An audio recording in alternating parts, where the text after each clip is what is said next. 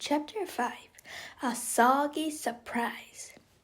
Those monstrous mucky mags, cried Queen Swappy as Janice fainted again. I must tell my people this terrible news at once. Tex nodded and pulled out his communicator.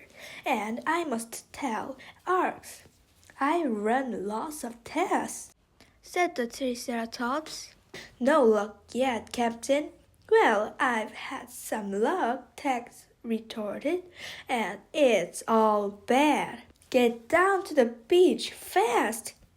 When Arx heard the news about Gypsy, his horse drooped. We must contact TSS HQ, Captain, he said. We will need reinforcements to get Gypsy back and rescue ships to take everyone safely off this island.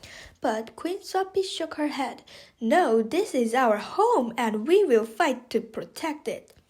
Perhaps the boys and I should move somewhere else, said Castro. With us out of the way, maybe the Max will leave you alone. You cannot go, Queen Swappy insisted. You are VIPs, very important plumbers, and we shall defend you to the end. I will tell my people to finish making their spotless survival suits and coconut catapults at top speed. Tex frowned. Spotless survivor suit?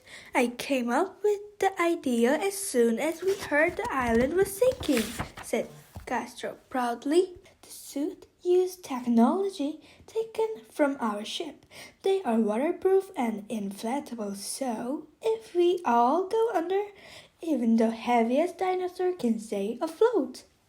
They are also tooth-proof, claw-proof, stain-proof. I like to see proof, said Iggy grumpily. They sound too good to be true. I will show you if you like, said Castro. Soon every single Bacterosaurus will be safe and snug inside one. Queen Swappy patted his head. Best of all, they are made of a special material that dirt can't stick to, so they stay spotless. Janice woke up and nodded eagerly. And a good job, too. Those nasty, slimy super sharks are so dirty. I mean, have you seen the state of their water? Yes, said Tex, although they don't seem very happy about it either.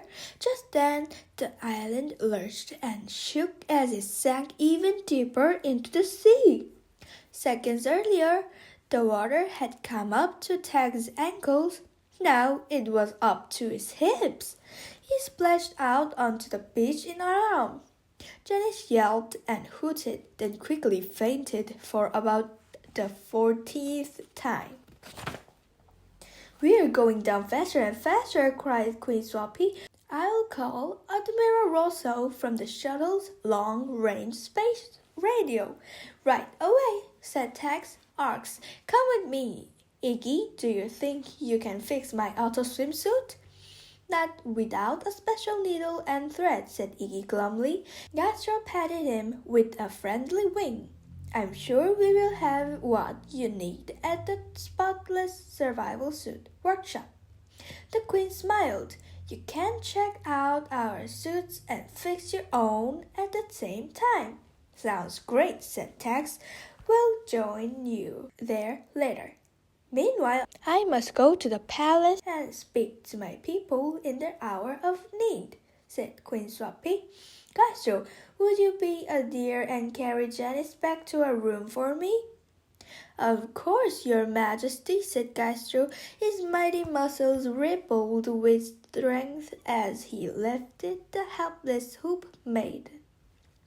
Tex was glad the terror bird was on his side.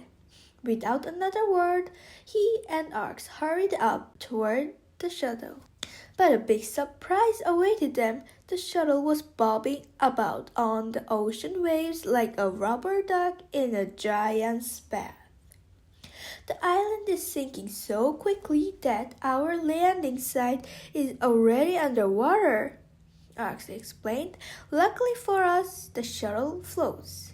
But unluckily, the door was hanging open.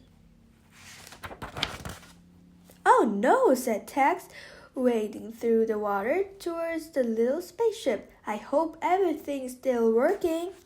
It wasn't. The Astrosaurs soon saw that the shuttle had been wrecked. Water sloshed about on the floor. All the controls had been destroyed, and the space radio was smashed into 100 pieces. Even Tex's emergency supply of fern had been scattered into the sea. He quickly guzzled up the few leaves still remaining. Who could have done such a thing? Ark sputtered. I know, said Tex grimly. Dipping ferns in salty water ruins the flavor. Ark frowned. I was talking about the damage done to the shuttle, Captain. Oh, yes, Tex quickly swallowed his food. Well, I'll give you one guess. He pointed to a large white spike left behind in a ruined control panel. It was a megalodon tooth. Nice try, shark brains, Tex shouted out to sea. But if we can contact Admiral Rosso ourselves, the Dimorphodon can do it for us. I will call them on my communicator. But all he heard back was the harsh, empty sound of space static. Uh-oh, said Arx. Someone is blocking our signal with a powerful jamming device. But who? Said Tex. I thought the Mags had no technology. The Triceratops frowned. It seems that we have underestimated them. Well, right now I estimate we're in big trouble. Tex crossly bumped his tail against the soggy shuttle. We've lost Gypsy. We can't get reinforcement. And now we've got no way of getting Gastro or the Bacterosaurus off Clean Island. I know, said Arx. It seems the Mags have caught us all together in their terror bird trap.